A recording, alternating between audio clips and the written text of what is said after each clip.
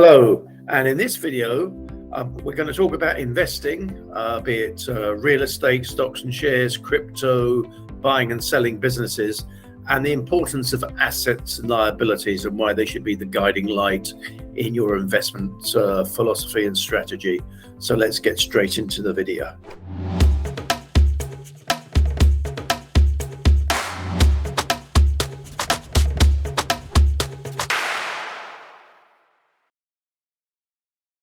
So in short, asset and liabilities, everyone sees them on a set of accounts, but what do they really mean and why they should be your guiding light in investing? So if we take real estate as the starting point, you have two sets of assets and liabilities.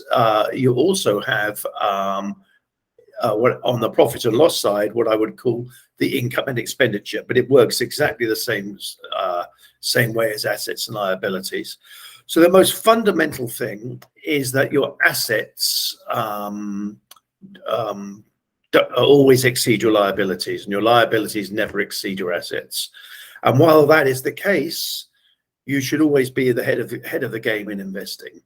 And then obviously the thing that you have to also control is the income and expenditure. But we'll come on to that because that's the second part. So let's take simple real estate. So say you're a real estate investor, right? So in the initial stages, it's very likely that you're going to be, if you're starting your journey, you might be getting something with 100% funding. I mean, you could have a situation at the start where the loans and the liabilities on an asset are actually more than the asset's worth. However, given time, that's one big thing I talk about investing, given time, you should be able to, as the property prices go up and the rental income goes up, theoretically, your asset should increase in value whilst the loan that you're repaying should come down in value. And that's why it's so important for investors in real estate specifically that they always take a 5-year view, because generally it's going to be 5 years before you really see that big gap start to emerge in your assets. And once you own assets, you can take on more liabilities, but the secret is always to control the percentage of assets to liabilities. Now, it depends what type of your investor you are. If you're at the end of the curve, and what I mean by the end of the curve, at the end of, you're looking to keep your money rather than make money, you'll want to be very low. You want to have a very high percentage of assets and a low percentage of liabilities. If you're at the curve, as I said, like literally just starting off with your first project and you're getting 100% finance. So for example, in Spain, back in 2010, there were banks that were lending 110% finance.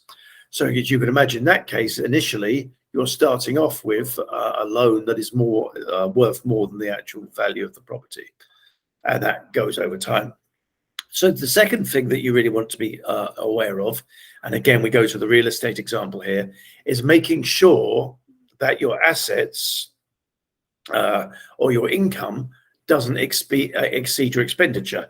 So you can have a scenario, especially if you're 100% finance, where you may have to fund the shortfall, and that's not ideal.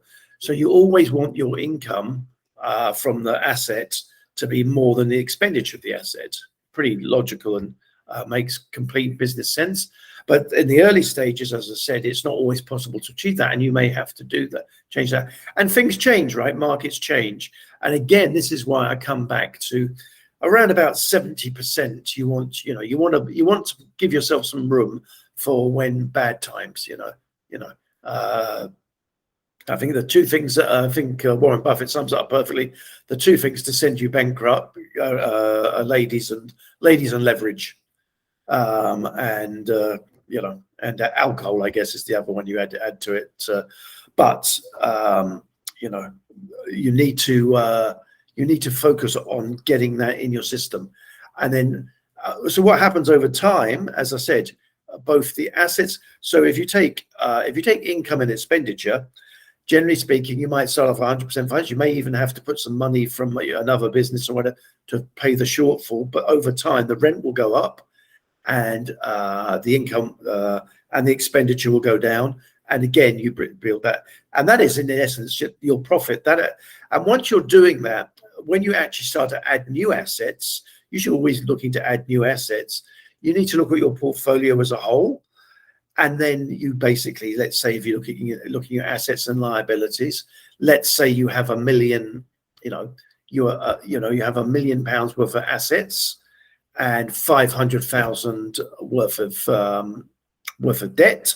If you work onto the 70-30 rule, if that's your rule, you could be working on higher leverage than that. But if you work on 74, that gives you 200,000 to put in to the next project, which you could borrow up to 70-80% off, depending on your model, and you just add that to the portfolio, and then you keep adding to the portfolio with making sure that your assets always exceed your liabilities. Okay, it's a very, very simple thing, but it's amazing how many people in business don't understand that, and it's exactly the same with income and expenditure on any business, right?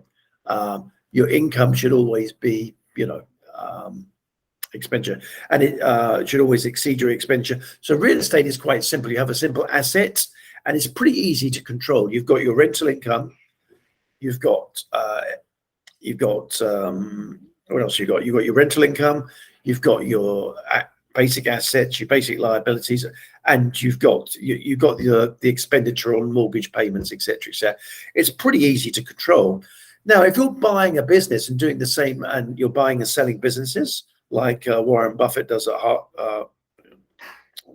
Hathaway, you then have to, there's much more multiples that you have to take control of, because controlling the income expenditure of a business is much, much harder than you have one asset and one piece of rental income.